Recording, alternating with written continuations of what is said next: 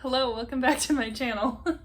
So I have Miss Indy here in her fall best, and we are here to talk about all of the books that I read in September. So Indy is settling in over there with a chew stick, and I am settling in here with my iced coffee, and we are going to talk about all 6 books that I read in September. And my September reads this month definitely were across the board. I had a 1-star book, a 2-star book, a 3-star book, a 4-star book, and a 5-star book. And I think that I think this is only my second 1-star book for the whole year. So that's pretty good, I feel like, but we're gonna talk about them. First, we're gonna start with my 1-star book. We're just gonna get it out of the way, and that was The Spare Room by Andrea Bartz. And I read this one a little bit early because it is the book club pick for my friend Jessie's book club. And this month, this is what they're reading, and she and her co-host are going to discuss this sometime in the month of October. I will put all of the information on the screen of when that book discussion is. But I should have known this was not going to be a Lena book because I read The Writing Retreat in like February, I think. And that was written by this author's sister. And a lot of the reasons that I didn't like this book were the same ones as the other book. So the first thing about this book is that it is a pandemic suspense, and our main character is taking a break from her boyfriend, and she's kind of started talking to this old high school friend online, and the high school friend invites her to come and spend the quarantine with them. And I thought I was going to be really liking this because it's set right outside Washington, D.C., so I thought I was going to know about a lot of the places they were talking about, but it's very obvious that this author is not from the area. Second thing is that the people she moves in with are swingers, and so she very quickly is in a relationship with her friend and her husband, and literally everything in this book was described as sexy. Like a sexy room, a sexy picture, sexy husband, making a sexy breakfast. Literally everything was described as sexy. So that was my first problem. Girl, get a thesaurus. Sexy does not describe every single thing. So a lot of the book just felt like a thirst trap. And then the mystery element took 40% of the book to actually come in. And then it just kind of went away again. And the pacing was confusing. And there was a lot of plot holes. And yeah, this one was just not it at all. And the melodrama of these characters was just so much. She saw a random dead bird on the street and you would have thought that somebody had murdered her pet. It was just very strange. I have nothing nice to say about this book, so I'm just gonna stop saying anything. But I am still going to participate in the discussion, and I am gonna see what everybody else has to say, because maybe, just maybe, somebody on that discussion will say something that might redeem the book a little bit for me. Okay, let's move on to my 2-star book, and I had it here physically from Book of the Month, but now I don't know where my copy is. But I need to find it because I'm gonna sell it, but it is Happiness Falls by Angie Kim, and this one makes me so sad because Angie Kim's first book, Miracle Creek, is so good. It was 5 stars. It is one of my favorite books. When I think of 5-star suspense, literary suspense, that's what I think of. So she doesn't really write thrillers per se, but definitely literary suspense. But this one is about a family whose father is missing. And in the family, it's 2 twins, and then they also have a brother who is diagnosed with Angelman syndrome, as well as autism, and I think a few other things as well. And so this family's trying to figure out what happened to their dad, and their brother doesn't have typical language, so he's not able to tell them what happened with his dad in the park. And so that's the general plot. And the reason that I gave this book 2 stars is that I think it was a disservice to have the whole book be from the point of view of the sister, one of the twins, the older siblings. She was this quirky college age new adult that was trying to figure herself out and used a lot of metaphors and things like that. And it was just strange. I didn't enjoy being in her head. I didn't enjoy the kind of snarky meta responses. I didn't really enjoy the way she was kind of compiling her memories together. It didn't make much sense, and it didn't give me a clear timeline of what was happening and why. And I felt like my opinion of certain characters were jaded by the things that she said and the way she said them. So I felt like I didn't really get to know a lot of the characters. So, and it's a shame because I think it could have been a really well done book if we had been able to get multiple points of view, or if we had an outsider's perspective. Maybe it had been written in third person. I don't know. but this book just really didn't work for me, and I read it pretty quickly. I read it in a weekend because honestly I was just trying to get it over with. And it's such a shame because there were a lot of really great things in this book about the juvenile justice system and about ableism and how we treat people with disabilities and certain therapies for people who don't have typical language. And so all of those things I think could be really, really good. And a lot of it I appreciate because that kind of stuff is what I interact with on the daily basis, working in behavioral health, supporting people with disabilities, most of which do not have typical language. But I felt like it was done a disservice because of the point of view. So it really is a bummer. I almost wish that it could be rewritten in a different point of view or in third person or something. So that's all I'm gonna say about that one. Like I said, it really is a bummer. I definitely think it's worth a try to see if maybe the POV is something that you can vibe with. But for me, it just was a no-go, unfortunately. Okay, now we're gonna move on to our 3-star book of the month, and that was The Stranger Upstairs by Lisa M. Matlin. And I read this during the Sleep When I'm Dead book club readathon. So Jessie hosted a weekend readathon for the Sleep When I'm Dead book club to celebrate the book club turning 2. And so this met one of the prompts of book set in a haunted house, I think, and maybe also one that's a book that has like your favorite color or a book that's a pretty color or something. It fit like 2 prompts, so that's why I read it. But it is a gorgeous cover, but unfortunately the story was mediocre and forgettable. So it's about a therapist, and she's written like self-help books, and she is like a therapist influencer kind of. And she and her husband buy this fixer-upper murder house. So they know it's a murder house when they buy it, and they're gonna fix it up and everything, and she's gonna use it to like write blog posts about it, post on social media, and to kind of prove that as a therapist it's not gonna bother her and murder houses can be revived and lived in. And she's definitely an unreliable narrator, and this one is gonna be, you're either gonna like the resolution or you're not. I definitely would have DNF'd this book if I didn't have so many people saying, oh my gosh, that twist. You're either gonna love it or you hate it. So I was interested, and I was willing to keep going because people that read this book told me that yes, it gets boring, gets repetitive, but as soon as you want to DNF it, something good happens. So I did that, and personally I vibed with like the twist, the resolution, the ending, all of that. So for me, I liked it, but I can see how people would be like, okay, really, seriously? So did it add anything new to the like murder house trope? No, I don't think so. I've already kind of forgotten a lot of aspects of this. Couldn't tell you the characters' names, couldn't even tell you the name of the house. So that tells you kind of how much this book is gonna stay with me, but it does have a nice cover. And if you are getting into murder house trope, and if you want something that's not too gruesome, then this would be a good first try. All right, for my 4-star books of the month, they are both historical fiction. So the first is The Life She Was Given by Ellen Marie Wiseman. And if you've been around my channel for a while, you'll know that Ellen Marie Wiseman wrote my favorite book of last year, and that was The Lost Girls of Willowbrook. And I've read The Orphan Collector, and that was also like very close to a 5-star. And I've read multiple of her books at this point. And so this one was also a 4-star. And if you liked Water for Elephants, or if you read The Orphan Train, that was a book of the month book like last year, that one didn't really do what I wanted it to. But if you didn't like that and were looking for something more, and if you liked Water for Elephants, either the book or the movie, and you wanted more of that, that is this book. It is like The Greatest Showman and Water for Elephants and The Orphan Train, like put together. No, The Circus Train. The Circus Train? Yeah, The Circus Train. I don't know why I said The Orphan Train. So it's like all of those put together. It's so good.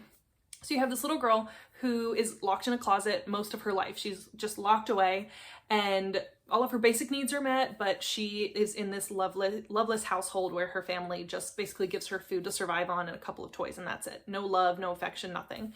And then one day her mother sells her to the circus, and all of a sudden she's in the circus sideshow, and she was always told, like, you're ugly, you need to stay away from people, you're an abomination, you were touched by the devil. Come to find out, the reason that she was sold to the circus sideshow and kept away from the world was because she is an albino child. And so they put her in the sideshow, and she basically lives this kind of horrific existence in the circus being forced to be in the circus sideshow as an albino fortune teller.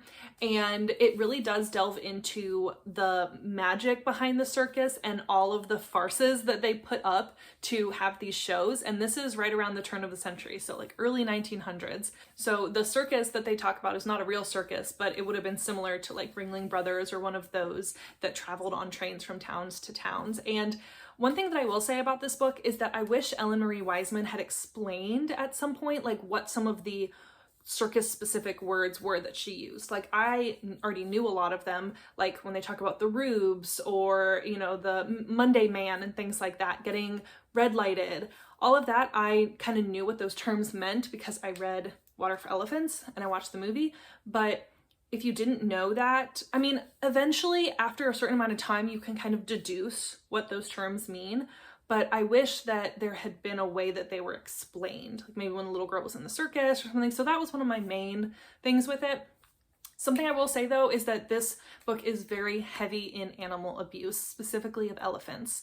So this little girl, she grows up and she goes from being a fortune teller in the sideshow, the freak show they call it, to being in the main production, working with the elephants. She meets an elephant trainer and she falls in love with him and they do this great act with elephants, but there is a scene that is pretty gruesome abuse of animals. And so that's why I just couldn't give it 5 stars. It was just too much and over the top and it lasted too long. I don't think it needed to be that detailed and gruesome in order to get the point across. But this book definitely goes there. You see every dark corner of the circus. I really do think it's a good read if you want that gritty, dark side of the circus, but just know about that trigger warning for animal abuse going into it. And the other 4-star book is Woman 99 by Greer McAllister. And this is a story about 2 sisters who are in San Francisco, and one is committed to an insane asylum.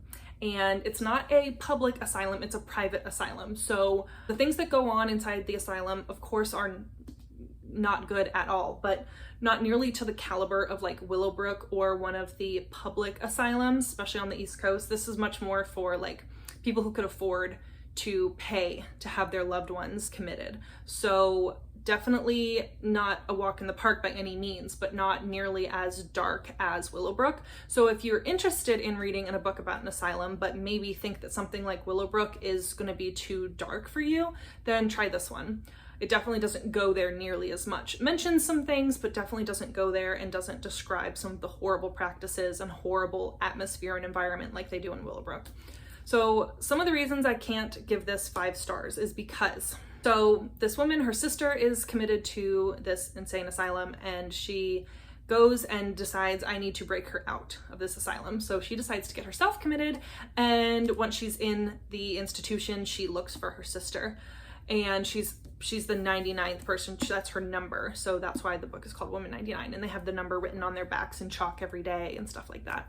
And I liked the characters in this book, and I liked a lot of things about it. I just felt like the timeline of when things happened and when they took place and how quickly everything was resolved was a little bit unrealistic. I also just felt like this didn't give a great picture of what most institutions were like. Most of them were not like this. So while I think this was good and I enjoyed it and I'm glad that I read it, I don't think it paints a very realistic picture of the state of mental health in America at the turn of the century. So overall, I think it's good. I think it did have its flaws, but I definitely would recommend it, especially if you need something lighter than some of the dark, gruesome asylum books that I typically read. And I love reading about asylum books, books about mental institutions, things like that, books about old practices that we used to have for mental health, because it reminds me how far we've come as a society, but it also reminds me how far we need to go. So that is why, if you didn't know, that's why I read books like that. So I definitely have hope for the future, and it reminds me that we need to never get back to this, and it reminds me that the work that we're doing every day to keep things like this from happening again is so, so important. And last but not least, my 5-star book of the month was Counting the Cost by Jill Duggar. And so this is a memoir by Jill Duggar, who is the, I believe, let's see, 1, fourth oldest Duggar child. So the Duggars, family that has 19 kids, they had a show on TLC called 19 Kids and Counting. They've been on TV for years. I always kind of watched the Duggars and was fascinated by them because I grew up in a very similar environment with very similar religious principles, very similar family convictions that were kind of forced upon me, so to speak. And growing up in a church system that now is seen as a cult created a lot of trauma for me and for my family. And so when I found out that Jill Duggar was going to do a memoir, I knew I had to read it, and I knew it was going to be good because Jill was always the like sweet smiling one on TV that always was perfect and did everything right. And I just always knew there must be something else going on there. And so a lot of what she says in here is not like new about the Duggars, but it's interesting to see it from Jill's perspective and to hear about everything that went down with her brother and with her dad. She does recognize that her parents made some mistakes in the way things were handled, and she talks about things that she wished her parents had done to support her and to keep her safe, but she did it in a way that I felt like was respectful and was recognizing that they're still her parents and she still loves them because they're her parents. And I really appreciated that she can see that they made mistakes, they're flawed people, but they're still my parents and I can still love them, and I can love them from a distance, and that doesn't make me a bad person. I appreciate the things that she says about the choices that she makes for her life now with her husband and her children, like why she chose to send them to public school versus be homeschooling them like she was, and why she chose to get a nose piercing, why she chooses to wear pants. And I really liked that she explained all of that without feeling like she was blaming anybody or feeling like she had to defend herself, because she doesn't. And overall, I just felt like this was so good. Once again, did it add anything new to the story of the Duggars? Did I learn anything new about like everything that happened? No, but it was so different to see it from her perspective and see how she viewed everything. And she wrote it with her husband, Derek. And I do think it's interesting that she published this as Jill Duggar instead of Jill Dillard or Jill Duggar Dillard. So I do think that's interesting, and I'll have to look into why she did that. But I do want to read the dedication because honestly, the dedication is the best part of the book. And I read it and I was like, yes, like I could have said this book was 5-star, like just out of reading this. To those who have been harmed in the name of religion, to those who have suffered behind closed doors and have yet to find their voice, to those who have begun to find their voice but may still be living in a season of isolation, to those who, like Esther of the Old Testament Bible story, have courageously answered the call for such a time as this, and despite the backlash, now have found their voice. And then this is the part that really got to me. From victors and from victims and survivors to strangers, family, and friends, this book is dedicated to you. May you all know that you are not alone, that your story, your voice, and your mental health matter. I just have so many good things to say about this book, and I definitely think you should pick it up. And it doesn't get preachy. It doesn't try to sway your opinion in any way. It's just, this is my story, let me tell it to you. Okay, that was all 6 books that I read in the month of September. Thank you so much for watching. Please let me know down in the comments below if you've read any of these books and what you thought of them. Please hit that subscribe button, it really helps out my channel, and I'll see you in my next video. Bye.